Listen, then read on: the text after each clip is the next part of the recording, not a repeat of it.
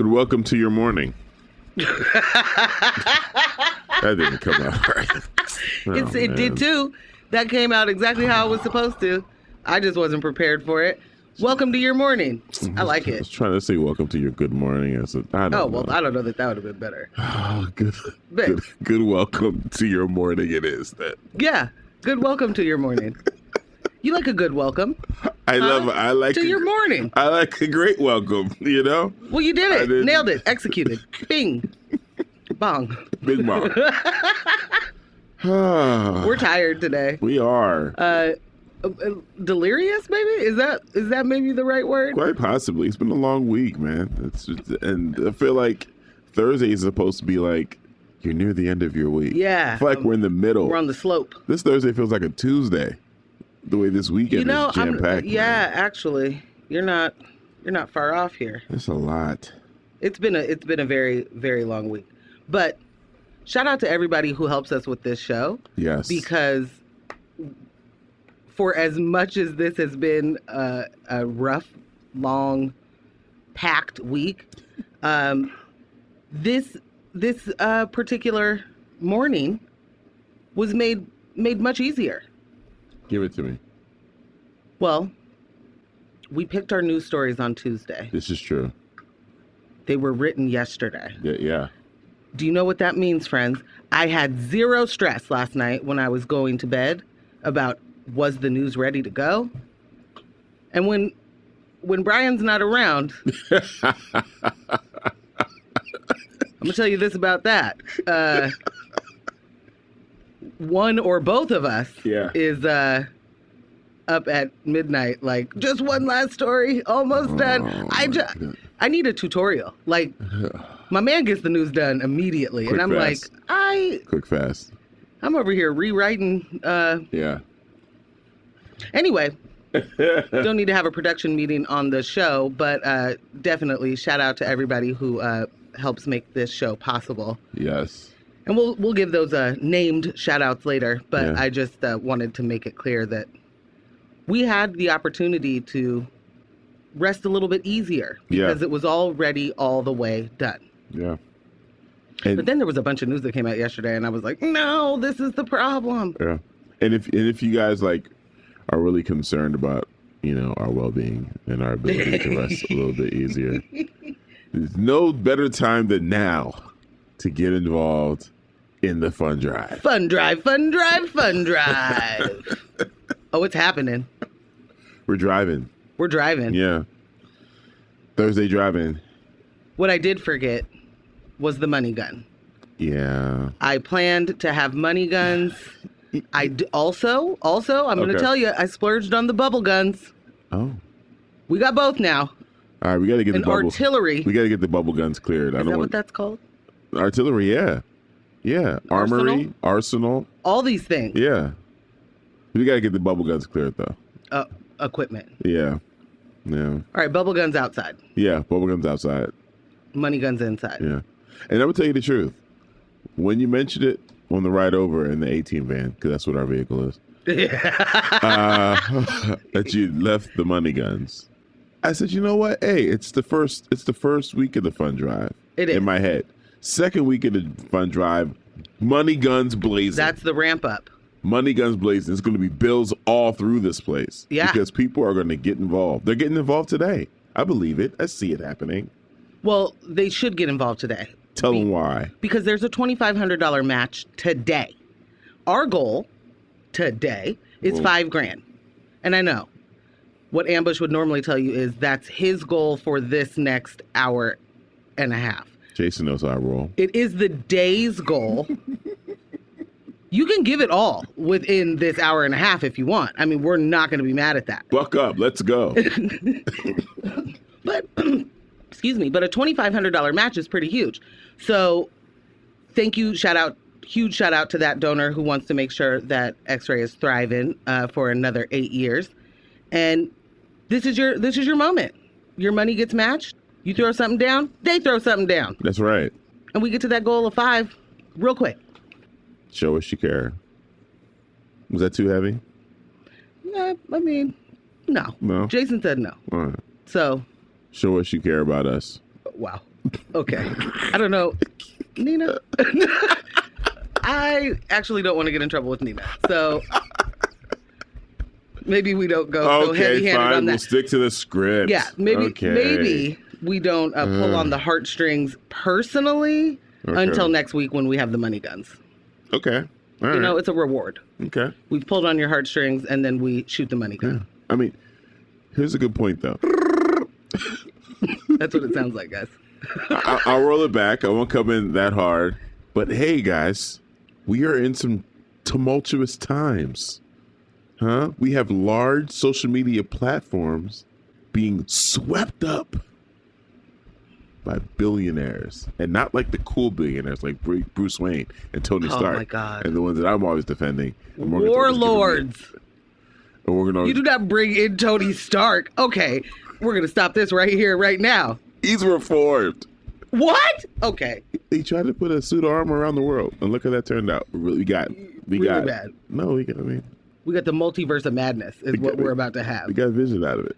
All right, fine. Yeah, vision didn't really work out. Sorry, there are billionaires sweeping, buying up all of the the communications vehicles. Bruh, come on. So independent media is important now more than ever. There's the phrase. I almost said another great morning thing again. Welcome to your good morning. Well, welcome to your good giving morning. Yes. Today's the day. It's a good giving morning. I mean, every day is the day, but today is the day. We don't have a billionaire to match. We have you. We have you. Small dollar donations. That's what makes, powered by the people. That's right. That's what makes X-Ray what it is. That's right. And we want to keep it popping. All right. So today we're going to talk about a few things. Let's go. In national news, and I know you guys have been waiting to talk about this, Marjorie Taylor Green. Her constituents are suing to make sure she can't run again, and she is making a real terrible witness for herself. Melissa Lucio's execution has been paused for the court to consider new evidence. Yes. And Ron DeSantis is still creating problems to solve and has now created an election police force. Kewl. Multnomah County, Washington County doing away with secrecy sleeves for ballots. The PPA Portland's police union has endorsed a candidate in the city council race after two candidates asked for an endorsement, and they were like, no. And what does a crypto tycoon want with Oregon's new congressional seats? I am curious. And at 8:45, news editor for the Portland Mercury, Alex Zielinski, will be joining us to talk about Multnomah County's new initiative to convince landlords to rent to previously homeless folks. It's going to be great. It's going to be an interesting morning. This is a show, guys. Yeah, and we are also fun driving. We're fun driving. We're trying to get, right now, we're going to do a full disclosure. All right. We're trying to get into the text machine. We can't see your text at the moment, but Ambush is working diligently. That's right. On getting into the text machine. We don't know if you've said good morning yet. We believe you have. RUDO, what's good? Crystal. Malcolm, what's good? There's a glitch in the matrix happening at the moment. Once we're in, we'll be yelling at you back. You know it. Still getting the text up. Give us a sec. While I read the first story, maybe you'll be able to get into the Wayback Machine. Yeah. Is that what it's called? That's not what it's called. That's what it's called. Text machine. Well, what's that, video recording machine? A video recording machine. If only we had one of those. Yeah. Shout out to my sister Lily, who said that one day because she forgot how to use the word video camera.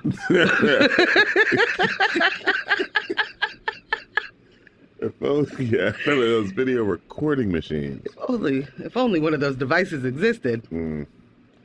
All right. This one near and dear to my heart. Marjorie Taylor Green, MTG, as her homegirls call her. Republican Congresswoman Marjorie Taylor Green is the focus of a new wave of evidence overturned to the House Select Committee investigating January 6th. Former White House Chief of Staff Mark Meadows gave the committee over 2,000 texts to and from top Trump allies. Included in these text messages, from Green, urging Trump to overturn the 2020 election by invoking martial law. And yes, I will be the petty person who says that she spelled it wrong because she doesn't know what she's doing. Yep. And is a congressperson elected and all that. A message sent on January 17th reads, quote, "In our private chat with only members, several are saying the only way to save our republic is for Trump to call martial law." Maybe that's a person. In her role. Because the way that to call martial law. Give so him a just call. like give him a call. Shoot him a text. Marshall gets on the case. He's much like a, Nicolas Cage character. Or maybe she thinks he's like a lawyer. Like He's Matlock. Martial Law. Yeah. From the law firm Law. Yeah. You're not wrong. And associates. Law and Associates, Yeah. Excuse me. The idea of martial law had been brought up a month earlier in an Oval Office meeting where Trump considered ways to overturn the 2020 election. Oh my God. I'm sorry, Jason just showed us the Marshall's logo, and that's exactly the law she's talking That's about. the law she's talking about. But Meadows kept many messages from the committee as well. Despite a well-known connection between Meadows and organizers of the Save America rally, Meadows has not produced any of those texts for the committee. These texts may reveal how much the Trump administration knew about premeditated plans to invade the Capitol. I think we're already there, friends. Yeah. Meadows hasn't turned over any texts from December 9th through December 21st, a period in which several plots to overturn the election were hatched. The Select Committee submitted a 248-page court filing calling Meadows' claims for withholding material from the investigation baseless. Marjorie Taylor Green, who is currently in hearings. Right. Lying. If you'll remember, our good bud was making fun of Joe Byron for having a bad memory. And, he's got the D word, and there's no way that he could be the president. And then she spent every waking second on that stand saying, I don't remember. I don't recall. I actually can't remember that. Did you call for these things? I have no clue. The thing that kills me is that, one, I think that all of these people don't know that your text messages don't go away when you delete them on your own. Right. And then they also don't know that once you delete a tweet, it's also still there. Also still there. Someone got it. They got you. The screenshot is shot. Yeah, the screens are shot, bro. Also, when you're on the video, having used the video recording machine to say, hey, just had that meeting about what we're going to do on January 6th. It's going to be wild. It's going to be an amazing day. Hope everybody shows up. Hope everyone shows up. Make sure you're here because we can't, we can't go quietly. We are not a party that goes quietly into the night. We stand our ground. This is our 1776. Oh. Marjorie Taylor Green is the one who's like, I'm going to say all the quiet parts out loud. And with my chest, right? Because I do CrossFit. And so I will fight you if you don't like what I said. But then a lawyer gets involved and she's like, you said I actually don't know how to text on my phone. Also, all sorts of people run my social media. I don't even say those things. I wouldn't have any idea what was on my Twitter feed. I am just befuddled.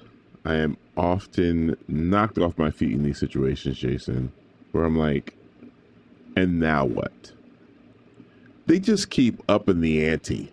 Well, here's the with thing. the levels of foolishness that they want to be held unaccountable for. There are texts, there is video, there is audio.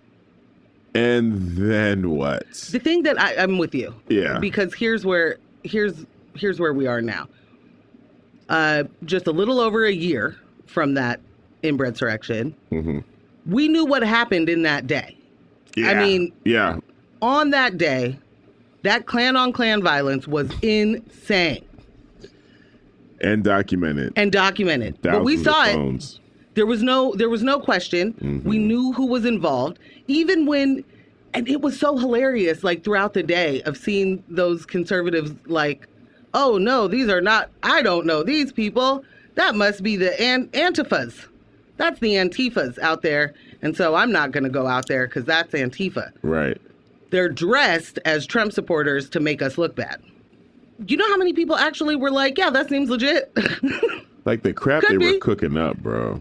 Like, as it was happening. Right. Anyway, if you think a group of people that came up with that as the plan, which do understand that was the plan, if you think that group of people that came up with that plan are just going to, like, not just tell you they did that, but also be proud of it now because it didn't work. Like, had it had worked, they'd be like, hell yeah, brother, I definitely was a part of that planning committee. Yep.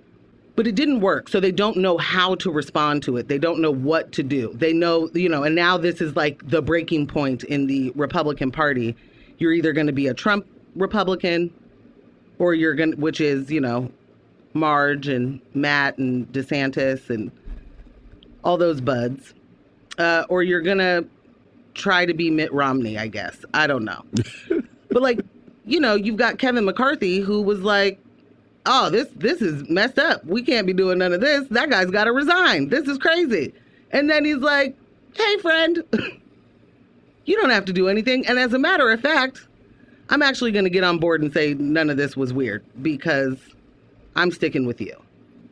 None of this has to do with the government. None of this has to do with the people that they're supposed to be serving. None of it. So now we're just going to have a culture war for the next however many years because that's what they do.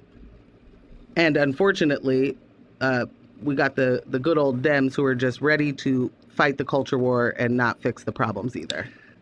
So, Ambush, to answer your question, that was very long-winded. To answer your question, what next? Absolutely nothing. And the reason I say that is this footage or audio of McCarthy, these text messages from all the top Trump aides to Mark Meadows, it was not yesterday when people heard these things that, they knew that they existed, that the committee knew they existed. And if the committee isn't going to act in the way of charging or impeaching, then, yeah, there's not a lot to talk about.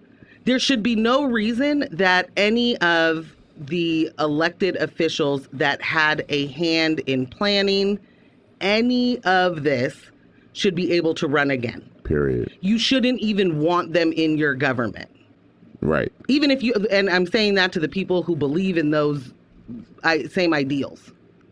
But it is this false idea that, there are these good faith actors and they're the ones out here in our government. And so they wouldn't be the ones who would do something like this. And LOL.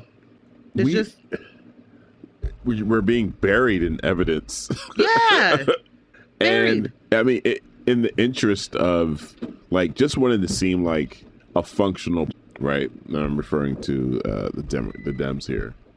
They're getting all these underhanded pitches. You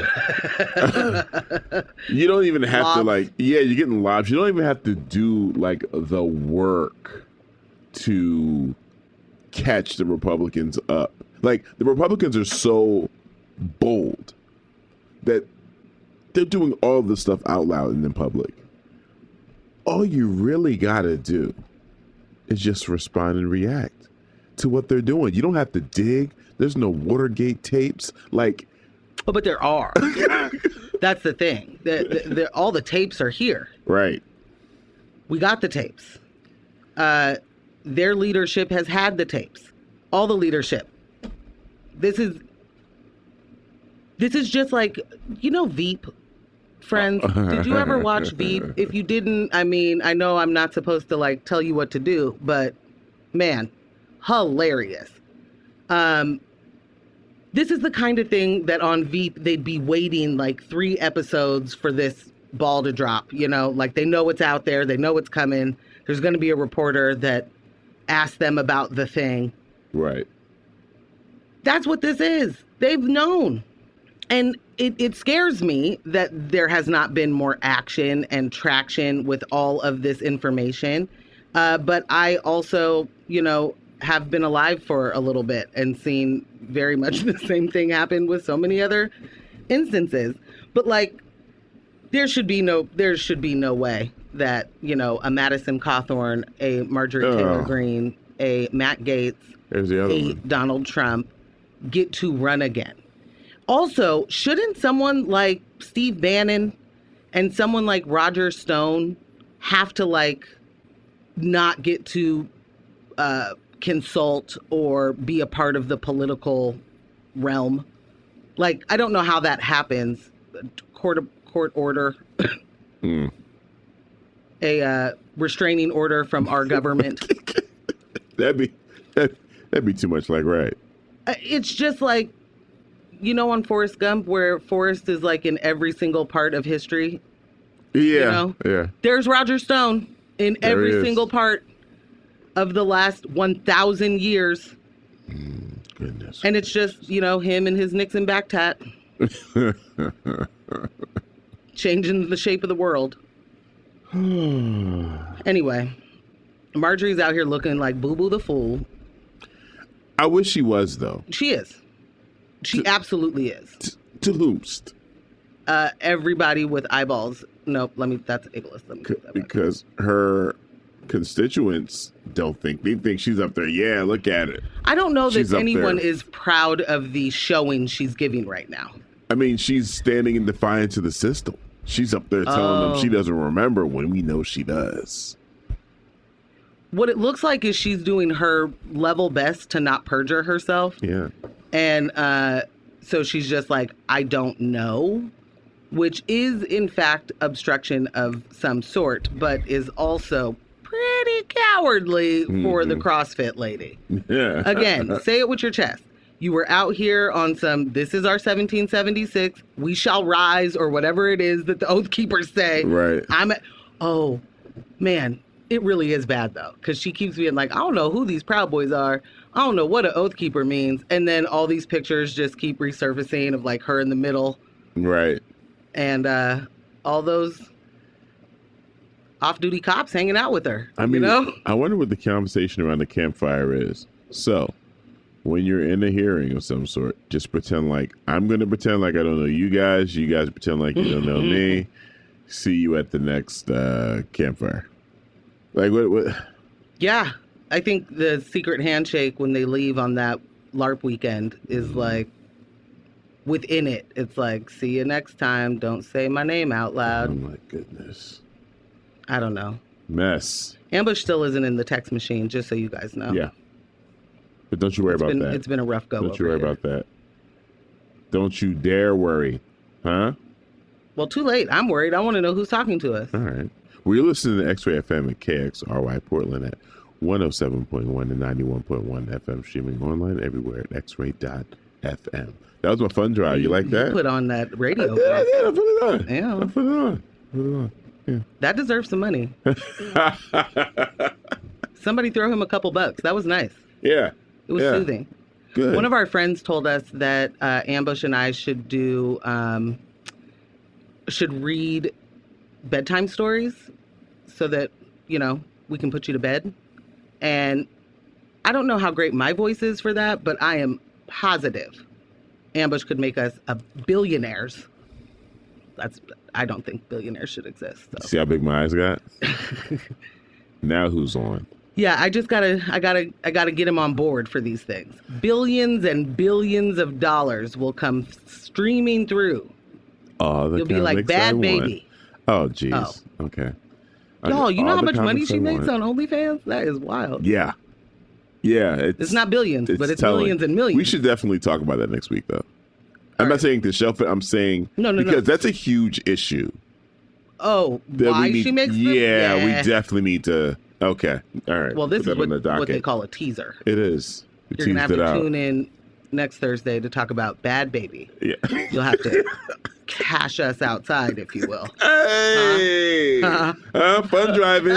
Cash us out. I caught all of that. Don't worry, Andres. I caught all of that. One of the reasons, one of my, reasons I've been kind of staying away from that, reading bedtime stories, I don't think I had the temperament. I'm going to get so excited then all that cool voice, and then like I'm gonna, Oh, because you're gonna act like you're reading it to the toddler that's not in front of you. Yeah. Ambush, we're doing this for adults. Nah. It's not adult stories, but we're doing this for adults to listen to go to bed. Fine. We'll leave the kid stories to Samuel L. Jackson. Because no one can top him. No, he's untoppable. I'm not. Yeah. I'm not trying to go against that. Yeah. That's no competition that I want to get involved in. Not at all. Whew. I'm getting to the second story. I say, let's go. All right. Melissa Lucio's execution has been paused for the court to consider new evidence. Thank goodness. A mother of 14 was convicted in the murder of her 2-year-old daughter and sentenced to death in 2008. Lucio and her family have long claimed her innocence, while prosecutors argued that she was an abusive mother and a drug addict. On Monday, Lucio's execution was indefinitely delayed by the Texas Court of Criminal Appeals. A bipartisan majority of the Texas state legislature has championed her case, and Texas State Rep Jeff Leach was with Lucio to tell her the news. Lucio released a statement following the good news saying, "I am grateful the court has given me the chance to prove my innocence." Lucio's team made 4 claims that were sent back to the trial court, including the claims that prosecutors presented false evidence, that scientific evidence proves that Lucio's daughter was not actually murdered, and that the state suppressed evidence favorable to her defense. Mm-hmm. Lucio's prosecutors, as well as several advocacy groups, have been working on appealing her case for months. At least 5 jurors of the original case have since come forward to call for a new trial based on evidence that wasn't brought forward before. It's unclear how long the process of getting a new trial will take. Until then, Lucio will remain on death row. I'm just glad this is delayed indefinitely, awaiting the new trial. Yes. Yes. Abolished the death penalty yesterday. Mm-hmm. And the reason I am forever and always going to say that is the state gets it wrong too often for us to ever pretend like we're getting it right. Right. And when it comes to killing people, you can't take that chance. That's the base level for me. That's the entry point into abolishing the death penalty. Right. And when people always are, when people say to me, well, what do we do with those people that have done these egregious things? And I'm like, there are about 7,000 documentaries out right now of innocent people who have been either convicted of a heinous felony that has kept them, imprisoned for most of their lives, or people on death row. There is overwhelming evidence that the system gets it wrong so often that we have zero business even pretending like killing people is an option. There's too much corruption on too many levels. Mm-hmm. The priorities tend to be convictions, not truthful convictions, and imprisoning people. That's it. And so when that's the goal, you're going to make sure people get put in jail and stay in jail. You're going to make sure they stay in prison. Just in case anybody is not fully familiar with this case, it is the mother's story that she has 3 kids, and mm-hmm. the daughter who died fell down a flight of stairs outside of their apartment building. And that flight of stairs was not maintained by the landlord. They were rickety, falling apart, steep stairs. And this little baby fell down and was seriously injured internally injured. Like they didn't know that she was as hurt as she was. And she passed away a day or 2 after falling down those stairs. And all of a sudden, this mother who's never been accused of, abuse or neglect is being interrogated by police. using a specific tactic where they, interrogation tactic where they, scream at you and 2 inches from your face. 2 inches from your face, scream at you, tell you what you did, scream that you need to tell them what you did, and they know what you did, and we already have all the evidence. And then, they'll relent a little and like, it's okay, hey, we can, you tell us what's going on, we can make this right. We can figure this out. Hours and hours and hours of that. She broke and said, I must have done it. And if we can't understand that that is the way that many of these confessions go, and if we can't understand that language barriers mean a lot, then yeah, we're gonna keep putting the wrong people in jail for the wrong things. But this mother has not just lost her child; she now, as of 2008. Lost the opportunity to raise her other children, lost the opportunity to continue to be a mother, a family member, a community member, all for a conviction, and that's that pretending that we're caring about the kids. Right.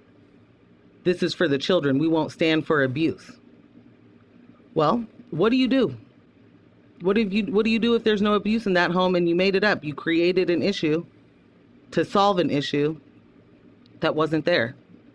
What really, one of the things I remember, I watched this documentary about Maria a few years ago, and one of my takeaways was, so nothing's going to happen to that landlord who just let that house fall apart, right? Right.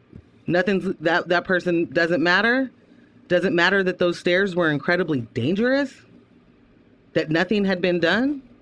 That means nothing here? And I'll tell you this. Any landlord in that position has a vested interest in the police finding, a suspect in the place that they should not be looking. Right. They have a vested interest in not being held accountable for their failure. Because yeah, if mom is an abuser, then nobody's looking at these steps over here. No one's looking at me as a slumlord. But I am. All lies on you. Those stairs were incredibly dangerous. You can Google it now. And that little baby took a tumble. That's what happened. Or at least that's the family's claim. You know, the kids were like, my mom has never abused us, and our sister fell down the stairs. But nah, those are just kids covering for their mom. I was so sad. Was it earlier this week when we found out, well, when I was made aware of the recent developments and the fact that she was up for execution. I guess it was over the weekend. Yeah, I think so. Yeah. I was just like, I'm so tired of seeing these situations where it's an application of the law in a particular way that defies logic, defies the evidence, and it's just, well, we got to do it because it's the law. Like, what's the point? Right. What's the point of having humans involved in the process at all? If we're going to get it this wrong, if doesn't that just prove that the law is wrong then? Maybe we should be, and y'all know me, I'm not here for the reform. When you start talking reform, I know you are not serious about these things. But following the law in this way isn't following the law. No. Because if at the police level, they're doing these kind of interrogations, which many mental health experts will tell you are dangerous in the way that they often give false confessions, that they, so we've got that on that level. Then you've got a prosecutor withholding evidence that is exculpatory.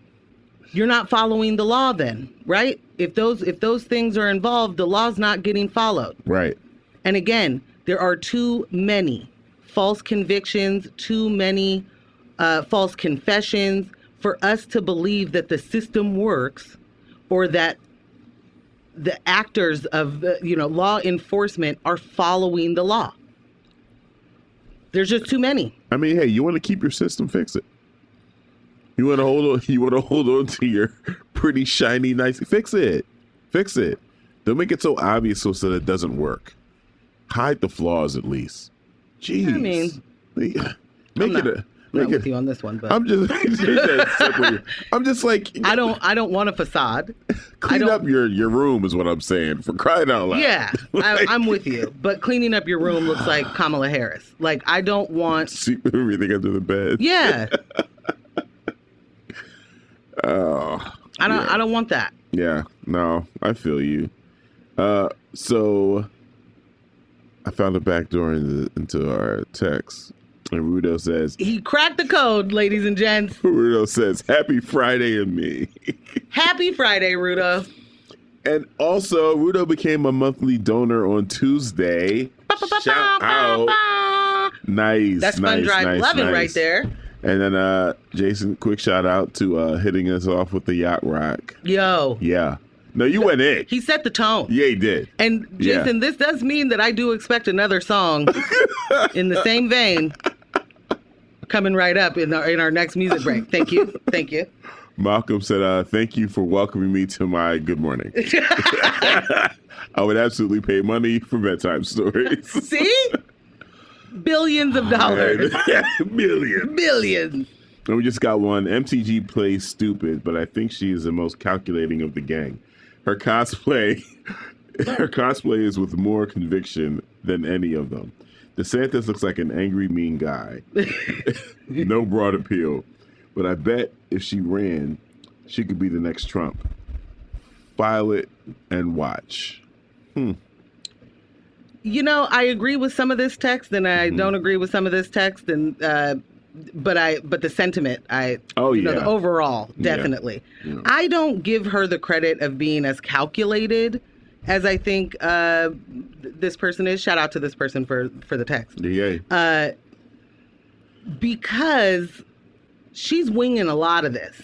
And when you're winging it, that's not calculated, right? That's the opposite of calculated. She's flying by the seat of your She pants. is flying by the seat of her CrossFit pants.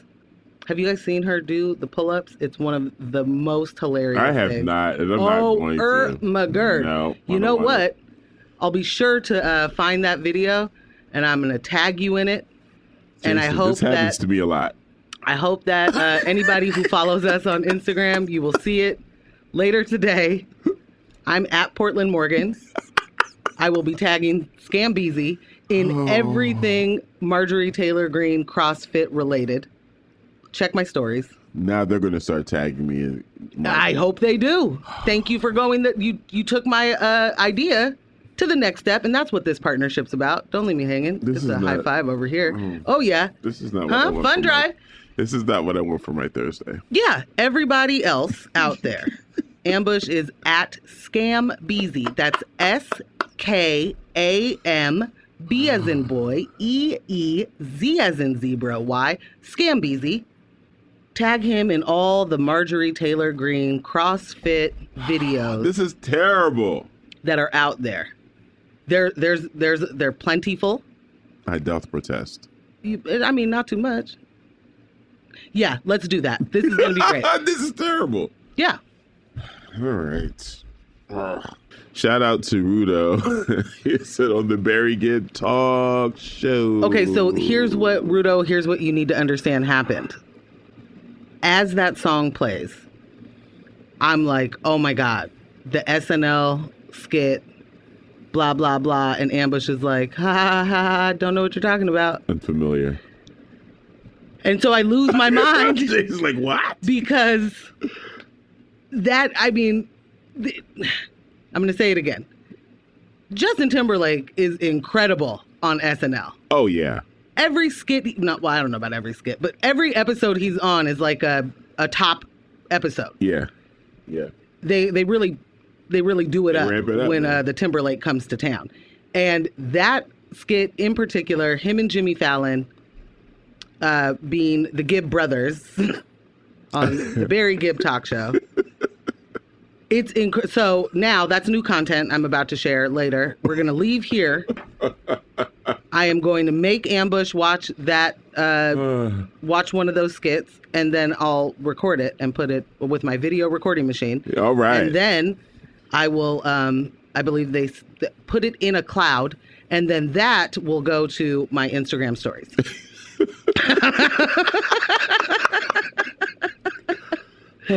During the break, we did get a picture of a very cute cat. This is so strange to me. Is this Crystal? I think it's Crystal. Good morning, I'm not Crystal. sure. If it's not Crystal, someone else has hacked us, and they understand how we love the animal cat photos.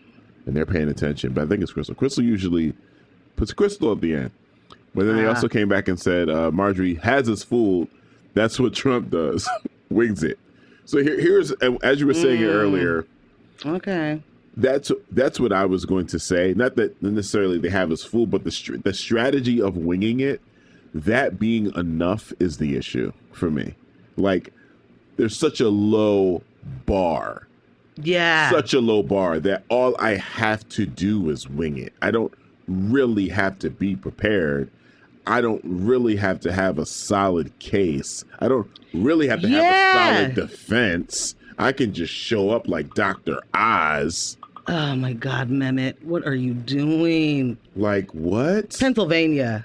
Y'all gotta listen. I didn't mean to be all over the place today, but yeah. No, I absolutely agree.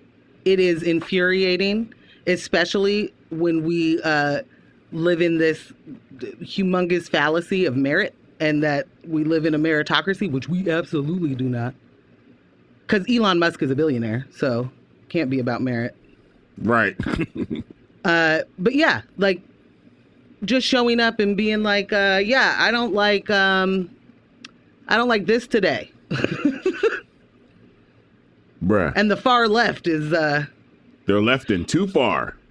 I know that we're supposed to be talking about something else, but I just have to say this really quickly because it was like such an encapsulation of how ridiculous things are.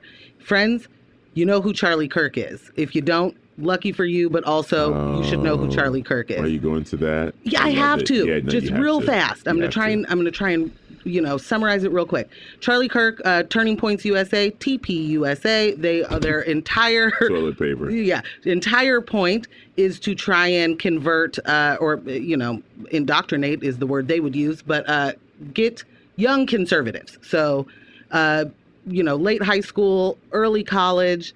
They're on tour. And Charlie Kirk is in his late 30s and still pretending to be a college student or something. I don't know. He and Candace Owens, again, another person, if you don't know, good for you, but also you should know who Candace Owens is. Yeah.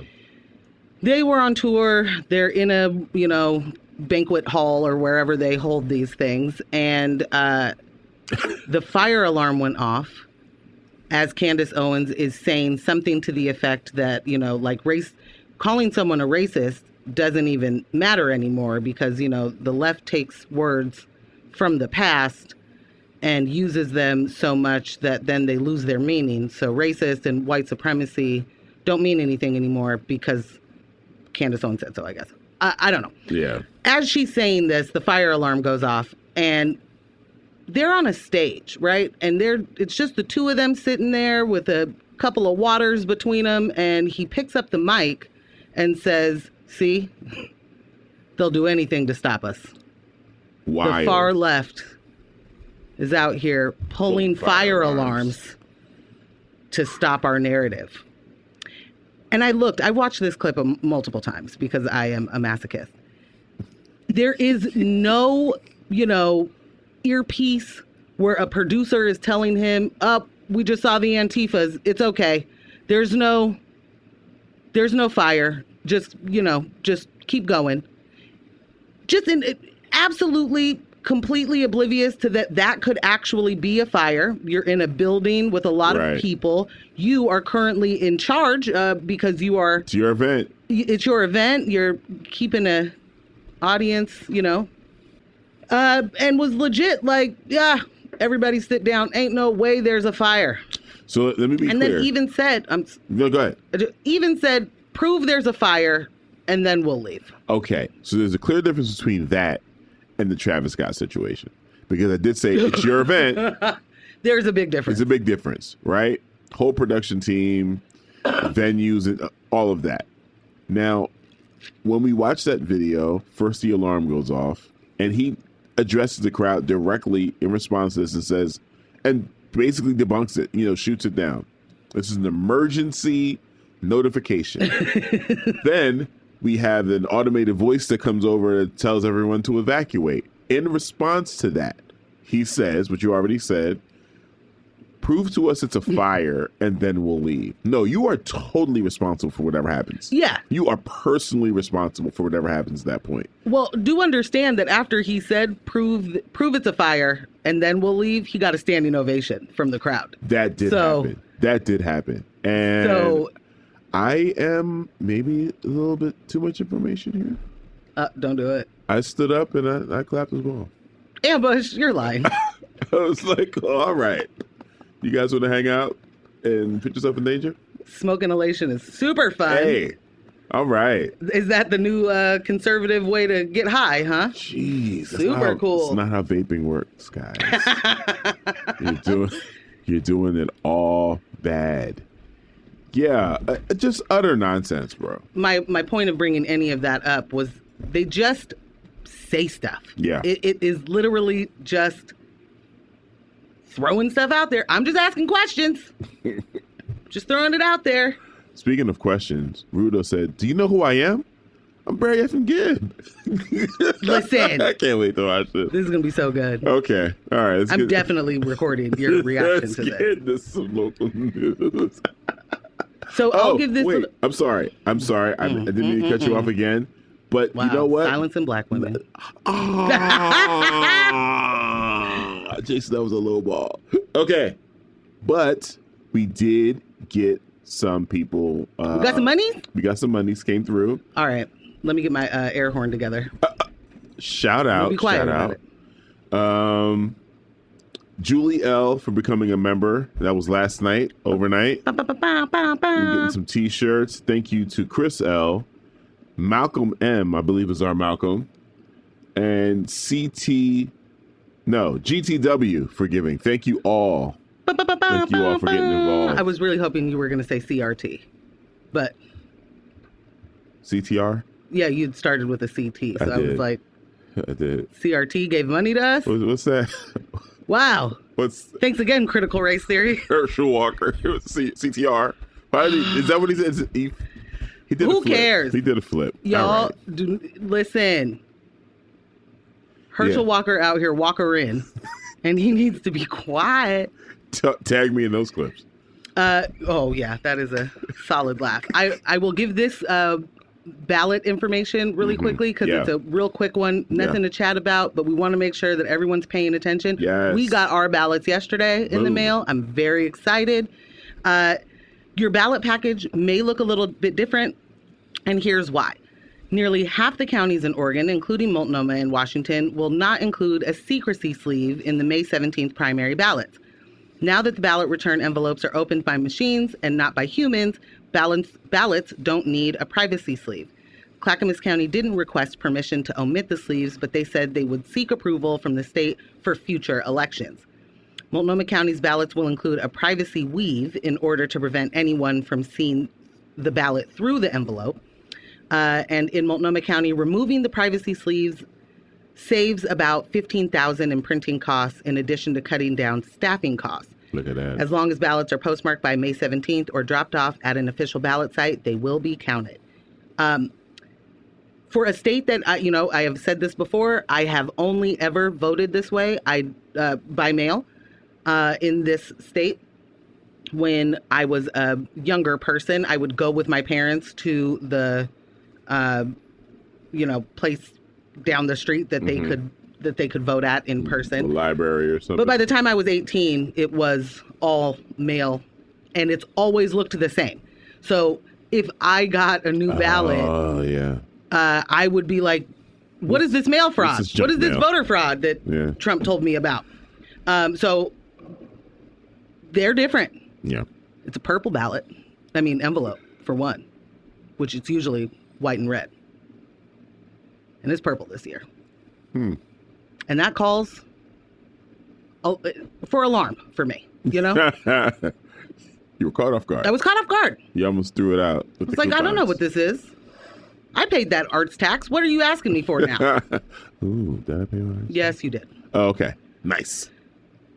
I take care of everything in our household, guys, if you were ever wondering. All of it. All right. News about Fiance. Is that how it works? Okay. Huh? All right. Slow All down. right. Ballots. What's it called? Equally yoked.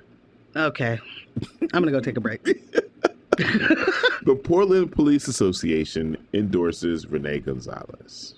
Wouldn't you like to hear more about this? I want to know everything. On Monday, the Portland Police Association announced that it's endorsing Renee Gonzalez, a leading challenger to City Commissioner Joanne Hardesty.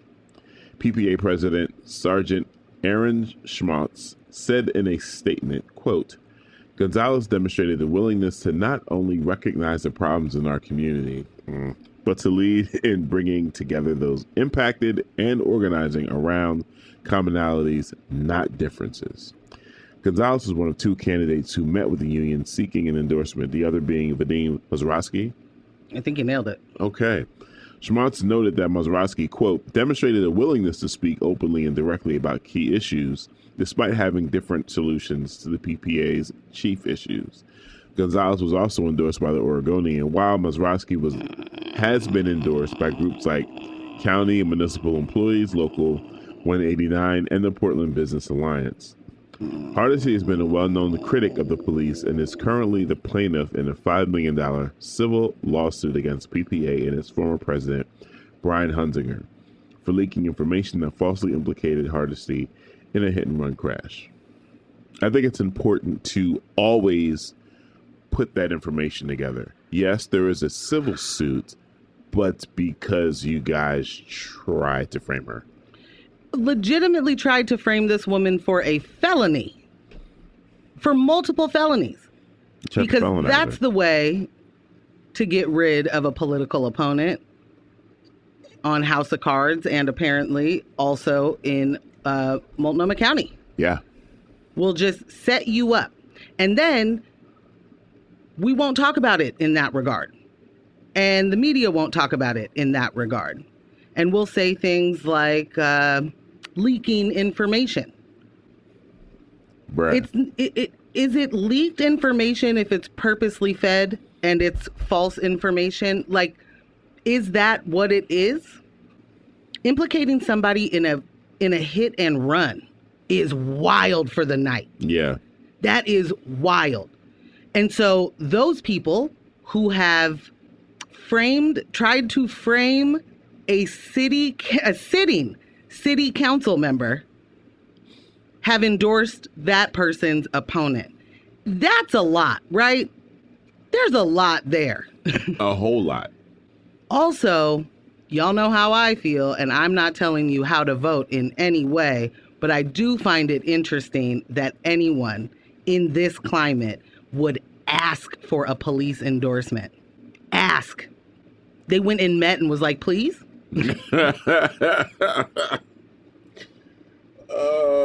Because what this boils down to for me is I'm seeing a lot of responses. You know, there's a lot of vitriol at going Joanne Hardesty's way. And I think that, a lot of people don't understand just how anti-Black and how anti-Black woman they are when they say many of these things. Especially because she's heavily melanated. It's even more hateful. But they're blaming everything on one woman. Everything that they don't like about this city is being blamed on one woman. She is also being called a radical extremist. Y'all, words actually matter. Words mean things, all that stuff. Like, you can't just throw those things around, but then you don't have anything to say about what makes her a radical extremist, right? So I've seen a lot of people saying a lot of things like she's the one, she's the reason. She just wants all these people to be able to live on the street indefinitely. That is proof that these people are not actually involved or engaged in their local politics. This is proof that people are not paying attention to what is happening out here. And they certainly don't understand how city council works, as one person on the council cannot be responsible for it all. But more than anything, we have voted and we have earmarked money to go to permanent solutions. Right. Joanne Hardesty's not standing in the way of that money being spent the way that it's supposed to be spent. You know who is? People for Landlords. I mean, People for Portland.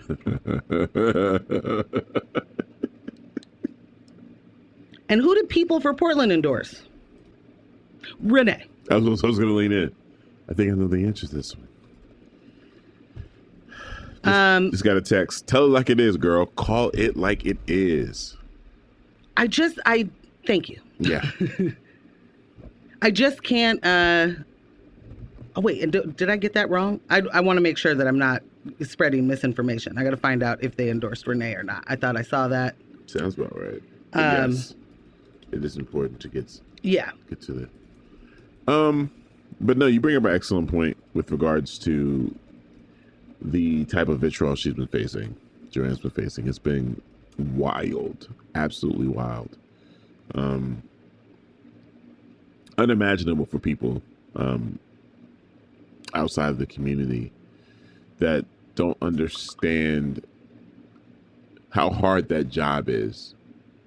Because first off, so many of us have felt disregarded and disenfranchised by the political system that when we see one of us in those positions, we want them to just be the end all be all, fix everything. Well, you're here, get it done. Kind of like, Obama, okay, fix all the issues right now.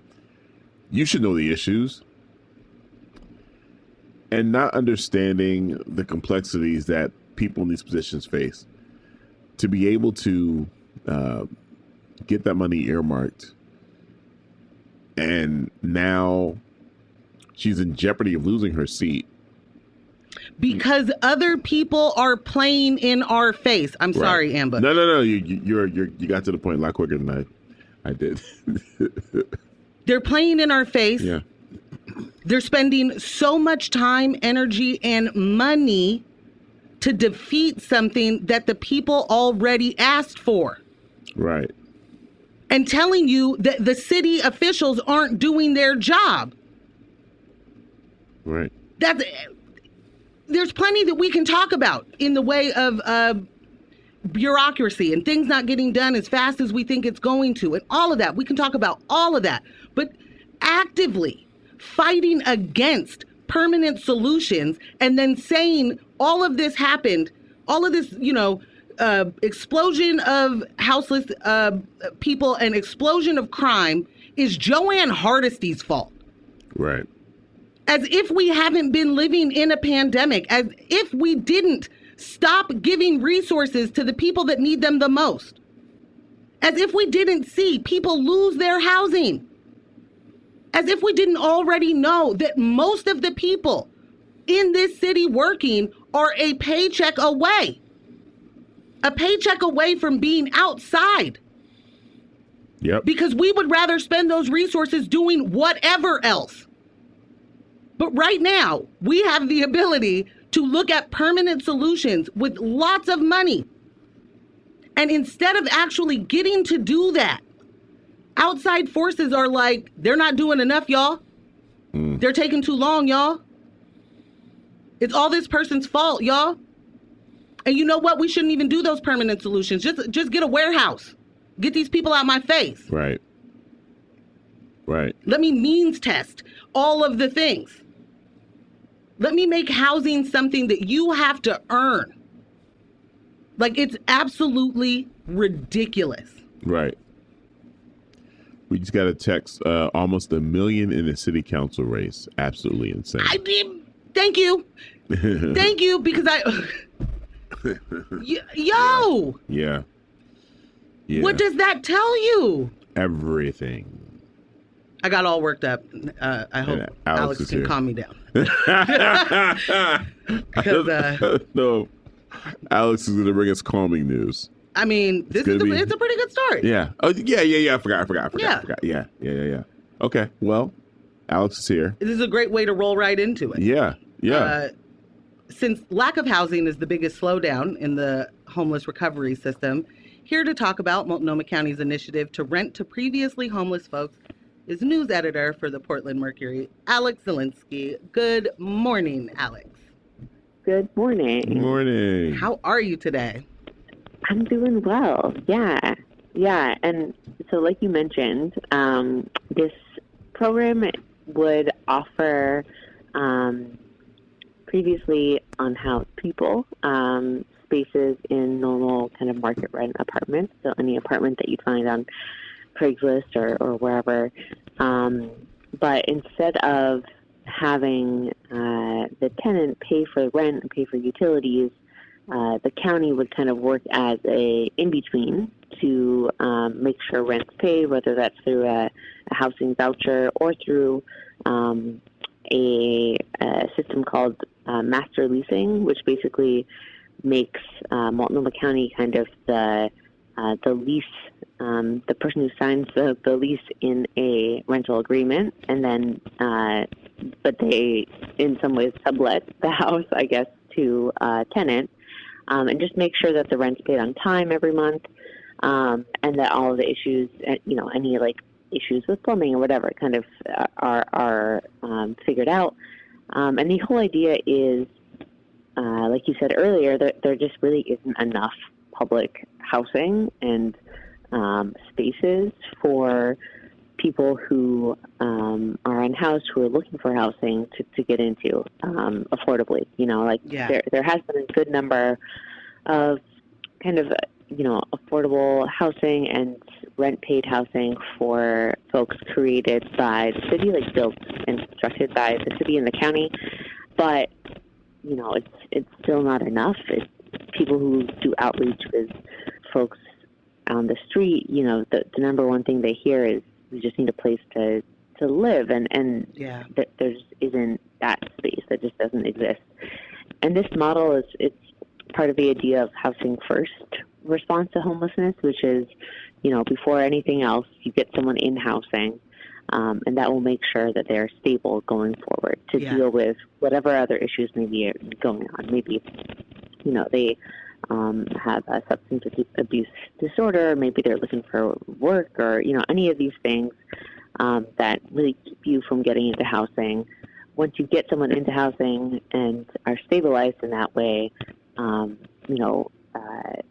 social service providers have found that is kind of the surefire way to get people permanently, out of the cycle of homelessness. And so, the county's kind of put out a call for action or a call for submissions, I guess, from landlords to participate in this program, and saying, hey, if you agree to kind of waive your screening, applications, the ones that check to see what your past rent history was like, or the ones that make sure you have a job and you can pay rent, if you waive those and just trust us and allow someone who was homeless for a while to move to your home, we will take care of the rest of it. We will make sure you get paid on time for rent. We will make sure that if there's any issues with the tenant, that we are kind of the go-between and we're the case manager.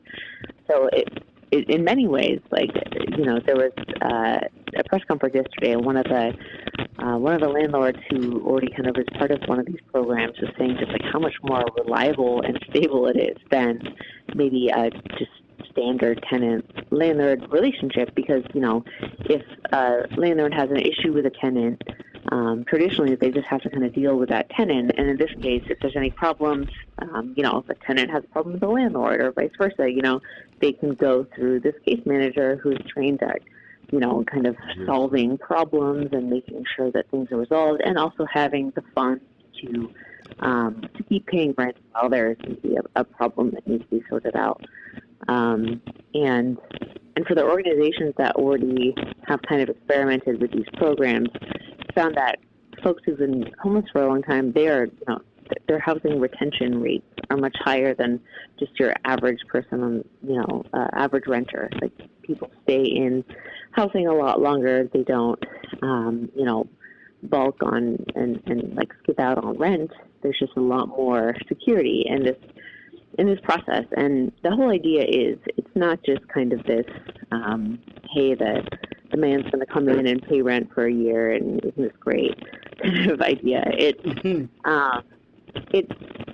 having the county and having social workers kind of work as a tool to like stabilize folks. So by the end of maybe this year paying rent for them, that the tenant will be kind of on solid footing to take over the lease or to move somewhere else and have like a stable rental history to show, or to, they might have a job by then, or they're in school, whatever they need. But it's kind of a way to get a jump start. And the reason that this kind of program is rolling out right now is because the city has this new influx, or the county has this new influx of funding through the Supportive Housing Services Fund, which was approved a couple of years back by voters, and it's just now that money is starting to reach people who need it, and they have enough to start really ramping up this program and say, hey, we can easily pay market rental rates for at least a year for a lot of people, thanks to this voter-supported program, which I think I would consider positive news, which I know is not what I usually bring to you guys. No, this is super positive news. And in the story for the Mercury, I read one of the landlords that was there to talk about, like, be a proponent of this program, said that she was a part of it. She was reluctant in the beginning, and then it's all worked out. And she's like, this is one of the best partnerships I've had. And to me, it seems like a no-brainer, sort of. I'm not a landlord, but it seems like security for 12 months, for certain that rent is going to be there on time. You also know that if anything goes crazy in the house, meaning there's major repairs that are beyond, wear and tear, regular wear and tear, that's going to be taken care of. So what's the downside? I mean, to me. Yeah, I mean, I think a lot of it's just people's kind of misperceptions about what renting to someone who is quote unquote risky, right, based on their standard, on paper, kind of maybe, they don't have a rental history. Maybe they have a criminal history. Maybe they, have addiction issues. I think people just not trusting that the system will work in their favor. But there are like so many other kind of pieces in place to support, if anything goes awry. And the interesting thing too, there is, this is something that the county has been experimenting with for a while. They just haven't had as much funding to really announce it to landlords, but they've approached some private landlords and had these relationships for a few years, and someone during the press conference yesterday mentioned, who works for the county, mentioned that they offer a chunk of money to pay to the landlord in case there is some kind of huge destruction in the unit that goes beyond what a security deposit covers, and they offer that as just a form of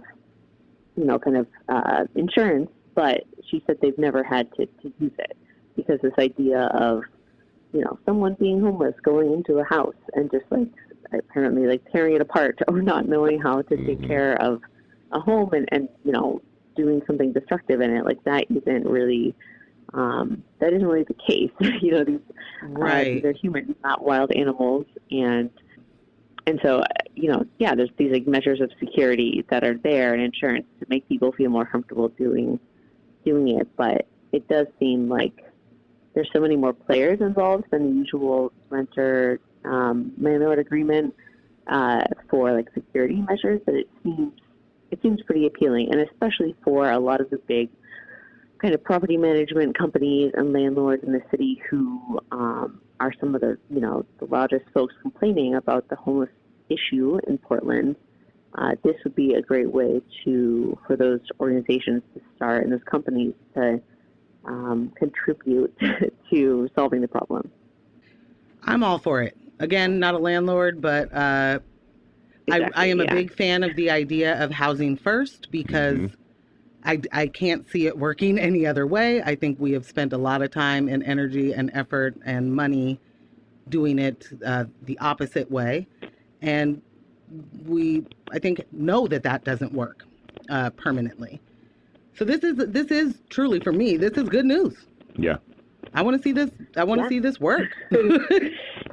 Yeah. More And I mean, if there's any curious landlords listening, Multnomah County has a website just with a ton of FAQs and info about it, and I think it's called Move In Multnomah. You can look it up. But I'm not getting paid by the county to talk about this. Right. I'm just here delivering this. the great news. Thank you so much, Alex. As always, Yeah, a humongous pleasure. Hope you have a wonderful rest of your Thursday. You too. Talk to you next week. I want to spend a little bit of time driving some funds. I want to talk about money. Okay. Oh. Slow down there. Okay. All right. Okay. I don't have the money gun, so I feel like I need to personally. You be need aggressive. to be the gun. Okay. I'm the money gun. Well, I hope that's not too. we have a couple of minutes left to reach our $5,000 goal. That's right. I'm back. He's in it to win it. Oh boy. All right. Shout out to Ed Hill for giving generously this morning. Ooh. Huh? 900 million. Let's go with that. Oh. I thought I was just trying to match your energy. Well, okay. I don't want to misquote. If Ed gave 1,600 million, and you're only saying he gave 1,600. Yeah. Okay. I see what we've done now, and thank you, Ed. You opened Pantera's box. Goodbye. How do we? Tom Hartman? What's next? You're listening to X-Ray FM at KXRY Portland at 107.1 and 91.1 FM, streaming online everywhere at xray.fm. This is My Fiance, brought to you by Moral Inc. Find out more at moralinc.biz. Today's show was made possible by Morgan Jones and DJ Ambush. Jason in the building. In the building.